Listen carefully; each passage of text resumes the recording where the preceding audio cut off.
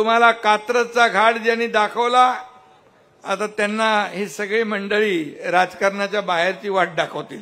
भरोसे का दुसरा नाम एकनाथ शिंदे त्या ठिकाणी घडलेल्या आहेत. याही तालुक्यामध्ये अशा घटना होत आहेत. परंतु या संपूर्ण बिबट्यांच्या हल्ल्यावर पूर्ण विराम देण्याचं काम सरकार केल्याशिवाय राहणार नाही. आणि म्हणून त्याच्यासाठी मला यायला वेळ झाला. सुजितराव, आपल्या प्रवेशासाठी मी इथं आलोय. मी आजची कसर नंतर पुढच्या काळात काढल्याशिवाय राहणार नाही हा शब्द पण या ठिकाणी देतोय. खरं म्हणजे लोकप्रतिनिधी कसा असावा त्याचं जिवंत उदाहरण सुजित झावरे पाटील यांच्या रूपाने आपण पाहतोय. कारण त्यांना संधी मिळाली असती, परंतु राजकारणामध्ये विश्वास ठेवला जातो आणि विश्वास ठेवून आपण पुढे जातो, परंतु काही वेळेस विश्वासघात होतो. परंतु तुम्हाला मी सांगतो, आता तुम्ही एकनाथ शिंदे सोबत आहोत. भरोसे का दूसरा नाम एकनाथ शिंदे. मैं एक तो कमिटमेंट करता नहीं, लेकिन एक बार मैंने कमिटमेंट कर दी तो फिर खुद की भी नहीं सुनता. त्यामुळे तुम्ही चिंता करू नका.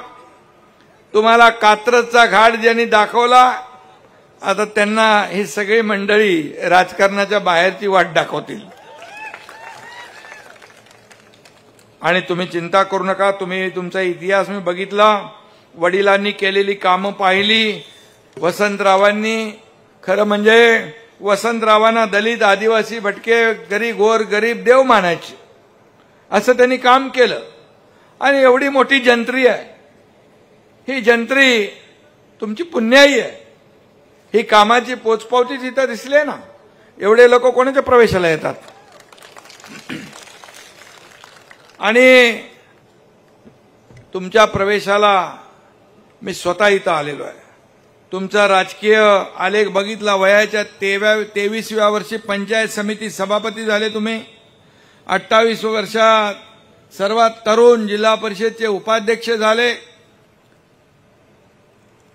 आणि तिकडे ब्रेक लागला.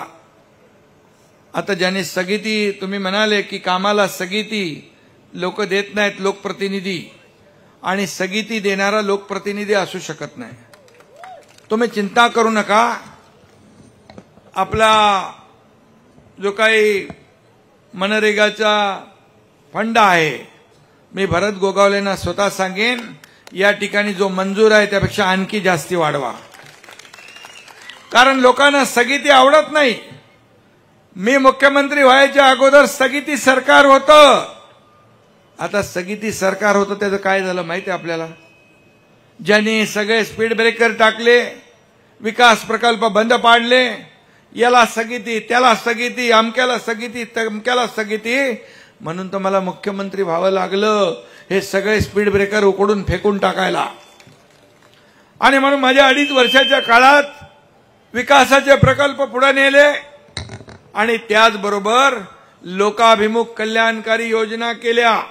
माझ्या लाडक्या बहिणी इकडे बसलेल्या आहेत.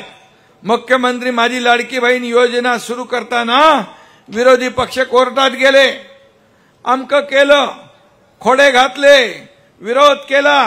हे निवडणुकीसाठी फक्त खोटी आश्वासन आहेत असं म्हणाले. परंतु तुमचा लाडका भाऊ हा मुख्यमंत्री होता, त्यामुळे मी या लाडकी बहीण योजना सुरू केली.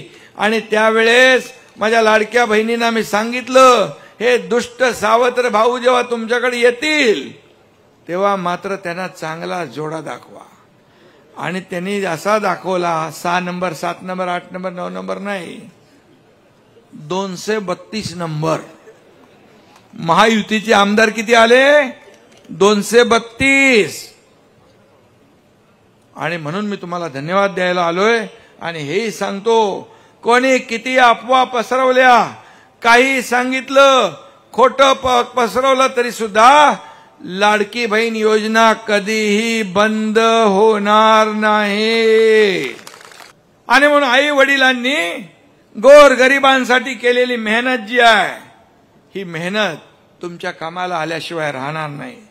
आपल्याकडे रोजचं इन्कमिंग सुरू आहे. रोज प्रवेश लोक घेत आहेत, रोज लोक येत आहेत, इतर पक्षातली लोक येत आहेत, सगळी येत आहेत.